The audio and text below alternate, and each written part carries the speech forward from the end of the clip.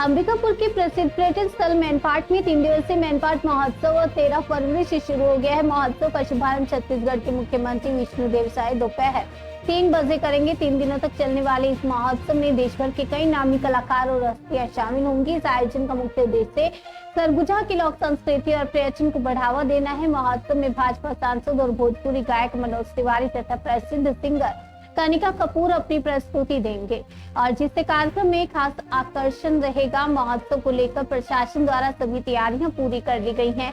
सुरक्षा के मद्देनजर पूरे मैनपाट क्षेत्र में पुलिस बल तैनात किया गया है। इस आयोजन से क्षेत्र में पर्यटन को बढ़ावा मिलने के साथ ही स्थानीय कलाकारों को भी मंच मिलेगा।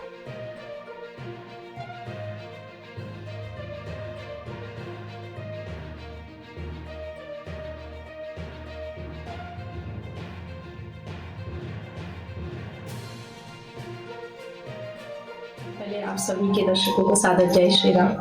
बढ़नी चाफा ने सबसे बड़ी बात ये की है कि भारत को कैसे आगे बढ़ाया जाए। कथा तो सब सुनते आ रहे हैं इतने समय से, देश धर्म समाज में हर जगह, हर गली, हर मोहल्ले में कथा चल ही रही है, लेकिन ये सनातन उद्घोष कथा है।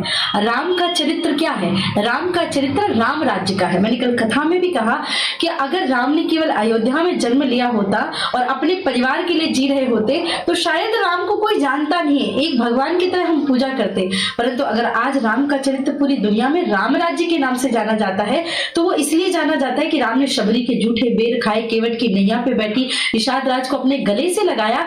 जहां एक रावण जो ब्राह्मण कुल से था परंतु उसने गलत कार्य किया तो उसका वध किया, परंतु एक वाल्मीकि जिसने रामायण लिखा और राम के चरित्र को चरितार्थ कराया तो राम ने उनके चरणों में प्रणाम भी किया। तो यहाँ ये बात हम बताते हैं सनातन उद्घोष के कथा के माध्यम से कि केवल किसी के चित्र की या किसी की जाति की पूजा नहीं होती, यहाँ चरित्र की पूजा होती है और पूरे क्षेत्रवासियों को एक सूत्र में, सामाजिक समरसता के सूत्र में बांधने के लिए ही ये सनातन उद्घोष कथा का आयोजन किया गया। सबसे पहले तो मैं ये कहना चाहती हूँ कि वो किस परिस्थिति में, कैसे, कहाँ पे क्या विषय बोला गया है, वो पूज्य महाराज जी का अपना विषय है।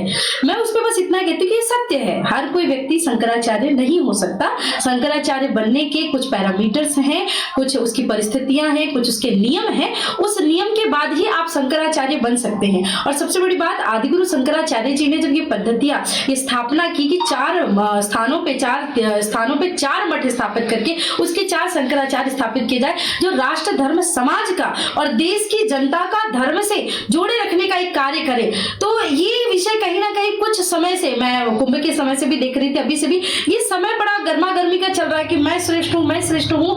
हम समाज को श्रेष्ठ बनाने के लिए आए हैं, ना कि स्वयं को श्रेष्ठ बनाने के लिए आए हैं।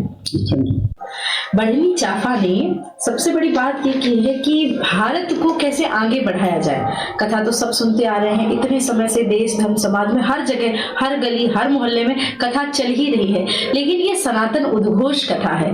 राम का चरित्र क्या है? राम का चरित्र राम राज्य का है। मैंने कल कथा में भी कहा कि अगर राम ने केवल अयोध्या में जन्म लिया होता और अपने परिवार के लिए जी रहे होते तो शायद राम को कोई जानता नहीं है, एक भगवान की तरह हम पूजा करते। परंतु अगर आज राम का चरित्र पूरी दुनिया में राम राज्य के नाम से जाना जाता है तो वो इसलिए जाना जाता है कि राम ने शबरी के झूठे बेर खाए, केवट की नैया पे बैठी निषाद राज को अपने गले से लगाया।